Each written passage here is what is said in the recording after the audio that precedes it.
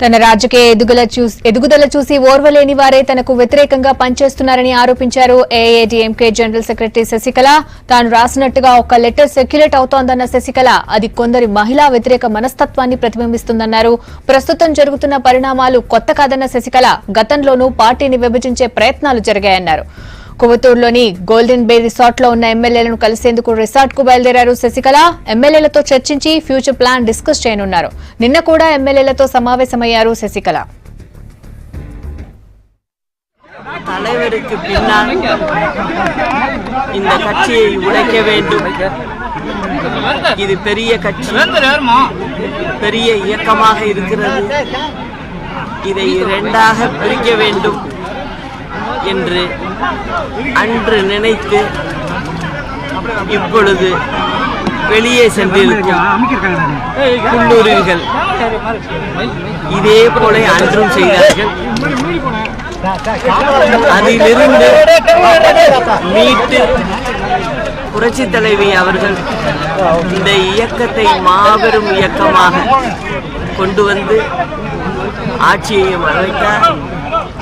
தொடர்ந்து தமிழ்நாட்டில் 2 முறை ஆட்சியை நடத்தக்கூடிய ஒரு நிலையை எங்களது புரட்சி தலைவி செய்தார்கள்.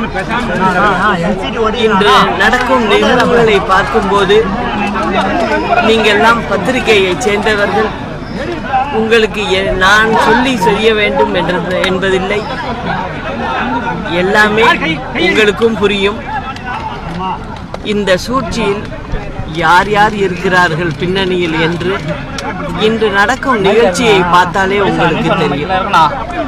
இன்னொரு விஷயம் நான் சொல்லணும்னு நினைக்கிறேன். அதாவது நான் கடிதம் எழுதியதாகவே சமூக வலைதளங்களில் வந்திருக்கிறது. நான் ஏதோ உயிரை விட்டு விடுவேன் என்று நான் கவர்னருக்கு எழுதியதாக ஒரு கடிதம்.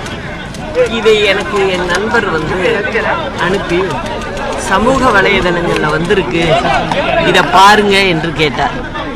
நான் அதை கையில் எடுத்து வந்தேன். நீங்கள் எல்லோரும் இதை பார்க்க வேண்டும் அவசியம். இது மாதிரி ஒரு பெண் அரசியல்ல இருக்கிறதுங்கிறது ரொம்ப கஷ்டமான விஷயம். அத புரட்சி தலைவி காலத்திலேயே நான் அதை பார்த்திருக்கேன். அதுல அவங்க மீண்டும் வந்தாங்க. இப்போ என்னை பொறுத்தவரை நான் பொதுச் செயலாளராக இந்த கட்சிக்கு அனைத்து இந்திய அண்ணா திராவிட முன்னேற்ற கழகத்துக்கு வந்திருக்கிறேன். இந்த சோதனைகள் எங்களுக்கு வழங்கப்பட்டு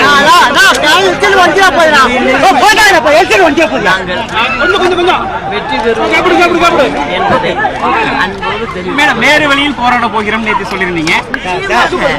ஓரளவு பார்த்து கொண்டிருக்கிறோம்.